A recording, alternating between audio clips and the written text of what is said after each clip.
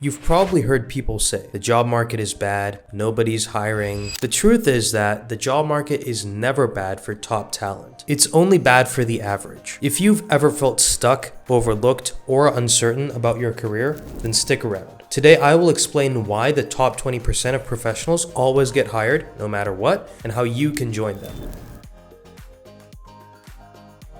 Let's start off with a hard truth. The job market is never truly bad. Even in an economic downturn, the best people always get hired. Why? Because companies can't afford not to hire them. During layoffs, businesses don't just cut blindly, they protect their top performers and eliminate underperformers. In other words, a bad market doesn't stop companies from hiring, it stops them from hiring average talent. So if you've been blaming the market, it's time to stop. The problem isn't out there. It's essentially how you're positioning yourself. Because at the end of the day, think about it. How does a company differentiate between average talent and top performers? It's based on how the company perceives you. So what are the different touch points that go into building that perception? Your online presence, your professional brand, your targeted applications, the way that you respond to recruiters, the way you carry yourself throughout the interview process, how in demand you appear, how good you are during the interview process, your resume, your cover letter, and all of the companies that you've had experience at. All of those go into making that initial perception.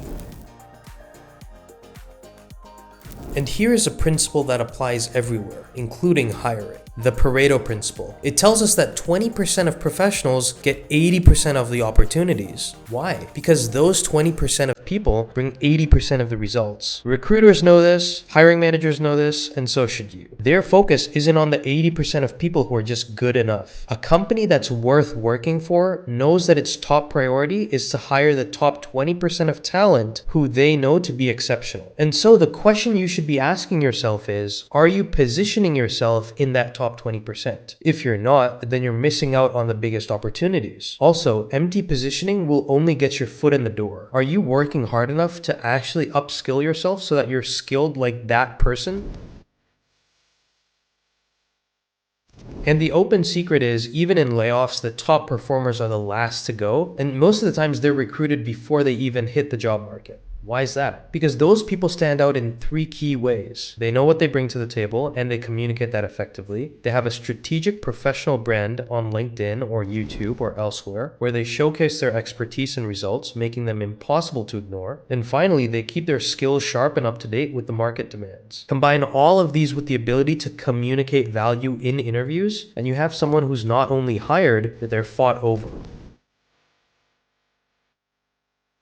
And so by now you've understood that none of this is luck and that top talent doesn't wait for opportunities but rather creates them. Some other things that top talent does is they network, they showcase their value, and position themselves as the obvious choice. Think about it like this. If you were an investor, would you put your money into high value stocks or would you gamble on unproven assets? The same goes for hiring. High value professionals always find investors even in a bad market. The question is, are you making yourself a high value asset? And here's the good news. You don't need to be perfect to join the top 20%. You just need to be better than the 80% of your competition. And here's exactly how you can do that. 1. Leverage LinkedIn to build a professional brand. The reason I say LinkedIn is because 1% of all people on LinkedIn only post. So that's 99% of people who absolutely do not contribute anything to the profile. Build a profile that screams authority and post your insights, engage with others, and be visible. The next thing that you want to do is you want to reach out to key decision makers and hiring managers. And even though this is kind of cliche, remember that your network is literally your net worth. And finally, you want to focus on measurable results and impact instead of just focusing on the responsibilities that you've had. Think quantifying through numbers and not tasks. And finally, what you have to do is you have to master interviews. Instead of just answering questions, sell solutions. Make them feel that you are the problem solver.